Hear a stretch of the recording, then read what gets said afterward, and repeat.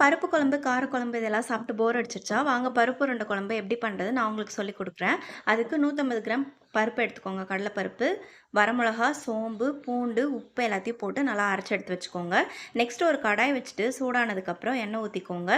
கடுகு, வெந்தயம் போட்டு நல்லா பொரிஞ்சதுக்கப்புறம் ஒரு 7லேருந்து 8 சின்ன வெங்காயம், பூண்டு, பச்சை மிளகா, கருவேப்பிலை இது எல்லாத்தையும் சேர்த்துட்டு நல்லா கலந்து விட்டுக்கோங்க. வெங்காயம் வந்து நல்லா கோல்டன் ப்ரௌன் ஆகணும்னு அவசியம் கிடையாது. ஓரளவுக்கு வதங்கினதுக்கப்புறம் 2 மீடியம் சைஸ் தக்காளி வந்து நான் இன்றைக்கி எடுத்து கட் பண்ணி வச்சுருக்கேன். அதை ஆட் பண்ணிக்கோங்க. அப்புறம் இதுக்கு தேவையான அளவுக்கு உப்பு ஆட் பண்ணிவிட்டு ஒன்ஸ் கலந்து விட்டுக்கோங்க. ஒரு 1/4 டீஸ்பூன் வந்து மஞ்சத்தூள் ஆட் பண்ணிவிட்டு வதக்கி விடுங்க. 2 ஸ்பூன் கொத்தமல்லி தூள், 1 ஸ்பூன் மிளகாய் தூள். வேறு எந்த மசாலாவும் நம்ம ஆட் பண்ண போகிறது கிடையாது. ஆல்ரெடி பச்சை மிளகா நம்ம சேர்த்துருக்கோம். அதுக்கு தகுந்த மாதிரி காரம் வந்து நீங்கள் அட்ஜஸ்ட் பண்ணிக்கோங்க. இன்றைக்கி வந்து புளியை வந்து நான் கரைச்சி எடுத்து வச்சுருக்கேன். அதை உள்ளே ஆட் பண்ணிவிட்டு ஒன்ஸ் நல்லா கலந்து விட்டுக்கோங்க.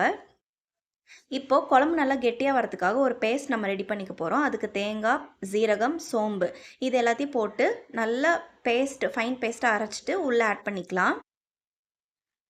கலந்து விட்டதுக்கப்புறம் இது நல்லா கொதி வர வரைக்கும் வெயிட் பண்ணுங்கள். அதுக்குள்ளே வந்து நம்ம இந்த பருப்பு உருண்டை பண்ணுறதுக்கு ரெடி பண்ணிக்கலாம். நம்ம ஆல்ரெடி அரைச்சி வச்சிருந்தோம்ல, அதோட வெங்காயம், பூண்டு, பச்சை மிளகா, இஞ்சி, கருவேப்பிலை இது எல்லாத்தையும் போட்டுட்டு உருண்டை மாதிரி நம்ம ரெடி பண்ணி எடுத்துக்கோங்க. ரொம்ப பெரிய உருண்டையாக எடுத்திங்கன்னா வேகிறதுக்கு டைம் எடுக்கும். நீங்கள் வந்து கொஞ்சம் மீடியமாக இல்லை சின்னதாக கூட ஆட் பண்ணிக்கோங்க. இன்றைக்கி கொஞ்சம் டிஃப்ரெண்ட்டாக இருக்கணுங்கிறதுக்காக நாங்கள் வந்து முருங்கைக்கீரை வந்து உள்ளே ஆட் பண்ணியிருக்கோம். இது சில பேர் வந்து பொரிச்சும் எண்ணெயில் வடை மாதிரி பொரிச்சும் ஆட் பண்ணுவாங்க. நாங்கள் இன்றைக்கி வந்து அப்படியே தான் ஆட் பண்ண போகிறோம். ஈஸியாக வெந்துடும். நீங்கள் சின்ன உருண்டையாக பிடிச்சிங்கன்னா மட்டும் போதுமாக இருக்கும். நம்ம பிடிச்ச உருண்டையை வந்து இந்த குழம்புக்குள்ளே சேர்த்துட்டு கொத்தமல்லி தூவிட்டு இறக்குனிங்கன்னா சூப்பரான பருப்பு உருண்டை குழம்பு ரெடி ஆயிடுச்சு. மீதி இருக்கிற மாவில் வந்துட்டு நாங்கள் வடை மாதிரி சுட்டுக்கிட்டோம். பாருங்கள், பார்க்கவே ரொம்ப டெம்ப்டிங்காக இருக்குது. கண்டிப்பாக வீட்டில் ட்ரை பண்ணி பாருங்கள்.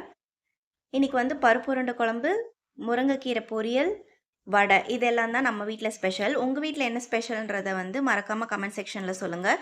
என்னோடய வீடியோஸ் உங்களுக்கு பிடிச்சிருந்ததுன்னா மறக்காமல் சப்ஸ்கிரைப் பண்ணிக்கோங்க. நெக்ஸ்ட் வீடியோவில் பார்க்கலாம். பாய்.